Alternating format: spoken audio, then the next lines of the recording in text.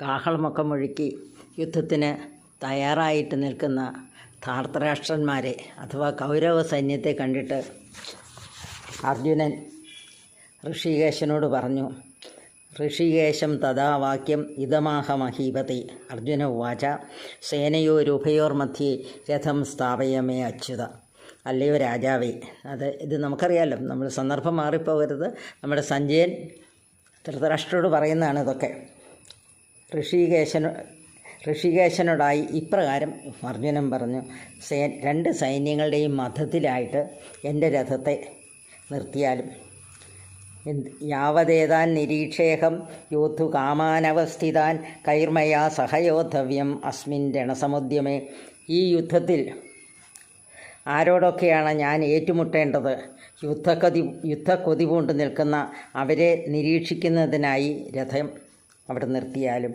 അതുതന്നെയല്ല, ദുർബുദ്ധിയായ ദുര്യോധനൻ്റെ പ്രീതിക്ക് വേണ്ടി യുദ്ധം ചെയ്യാനായി കൊതിച്ച് എത്തിച്ചേർന്നിട്ടുള്ള ഇവരെ ഞാനൊന്ന് കാണട്ടെ.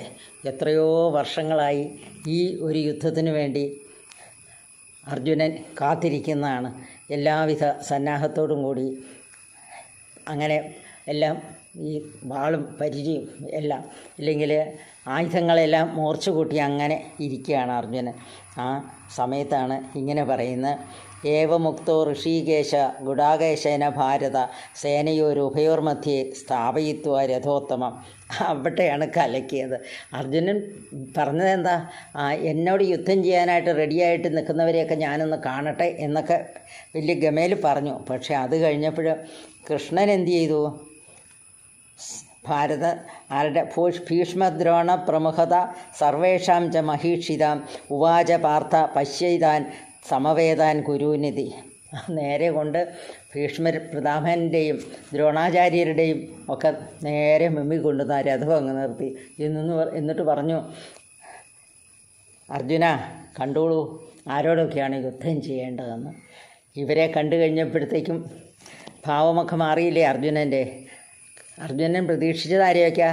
ദുര്യോധനനും പിന്നെ അദ്ദേഹത്തിൻ്റെ കൂട്ടാളികളും കർണനും, അങ്ങനെ ആ ഒരു നേതൃനിരയെ അല്ലെങ്കിൽ അങ്ങനെയുള്ളവരുടെയൊക്കെ മുൻപിൽ രഥം നിർത്തും. അവരെ കാണാനായിട്ടാണ് ഇദ്ദേഹം കോപ്പ് കൂട്ടിയത്.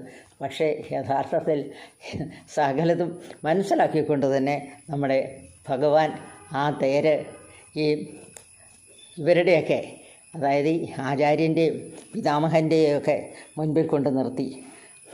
അതോടുകൂടി അർജുനൻ്റെ മനസ്സാകെ മാറി.